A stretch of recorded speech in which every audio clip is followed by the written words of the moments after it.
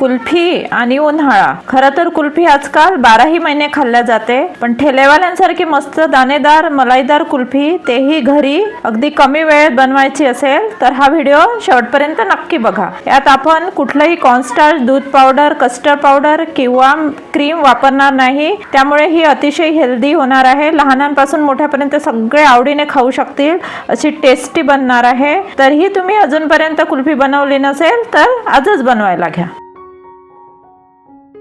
इथे मी 1 लिटर दूध घेऊन गरम करून उकळी आणून घेतली, पण आज मी एकदम झटपट पद्धतीने कुल्फी बनवणार आहे, तर त्यामुळे इथे मी दूध आळून घेणार नाही.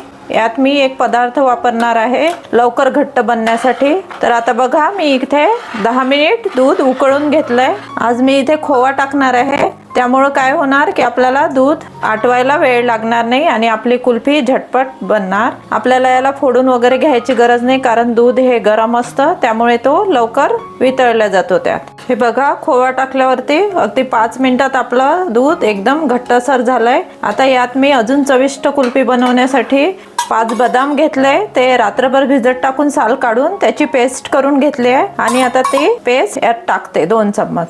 यामुळे काय होणार की आपल्या कुल्फीला छान बदामची टेस्ट पण येणार. यात तुम्ही काजूचं पेस्ट पण टाकू शकता किंवा ड्रायफ्रुट्सचं पावडर पण टाकू शकता, त्यामुळं एकदम दाटसरपणा येतो, छान दाणेदार बनते कुल्फी. हे बघा, अगदी 5 मिनिटात खोवा टाकल्यावर आपलं दूध एकदम घट्ट झालंय. आता याला थोडी उकळी काढून घ्यायची, म्हणजे बदामची पेस्ट आणि खोवा एकदम छान मिक्स होऊन अगदी 5 मिनिटात आपलं दाटसर दूध तयार होतं. खोवा आणि बदाम पेस्ट टाकल्यावर अगदी 5 मिनिटात आपलं दूध एकदम मस्त घट्ट झालंय. आता आपण यात साखर टाकूया. इथे मी 4 मोठे चम्मच साखर घेतली आहे. तुम्हाला जर जास्त गोड लागत असेल तर थोडी वाढवू शकता. थोडी कुल्फी हे गोडसरच चांगली वाटते खायला, त्यामुळे 1 वाटी अशी साखर घेतली आहे, मोठे 4 चम्मच. आता साखर टाकल्यावर याला आपल्याला साखर वितळत पर्यंत. आता बघा, आपलं 5 मिनिटात साखर टाकल्यावरती एकदम दाटसर झालंय. आता गॅस बंद करायचा, कारण की हे थंड झाल्यावर भरपूर घट्ट येतं. गॅस बंद करते,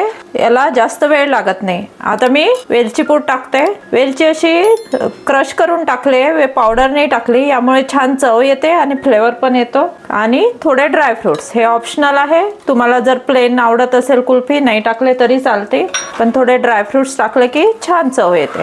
आता याला आपल्याला मध्ये मध्ये चम्मच फिरवत असं थंड करून घ्यायचं, कारण आपण तसं सोडून दिलं तर त्याला साय पकडू शकते. तर मध्ये मध्ये असं चम्मच टाकून एकदम थंड करून घ्यायचं आणि कुल्फी मोल्ड मध्ये टाकून घ्यायचं. हे बघा, आपलं मिश्रण थंड झालंय, एकदम छान घट्ट झालंय. आता माझ्याकडे असे कुल्फी मोल्ड आहे. कुल्फी मोल्ड नसेल तर तुम्ही ग्लास मध्ये पण टाकू शकता किंवा पेपरचे कप्स येतात त्याच्यात पण बनवू शकता. यात अशा प्रकारे भरून घ्यायचं, एकदम पूर्ण भरायचं नाही. आता हे जास्त आहे तर बघा, यात पण टाकून घेते.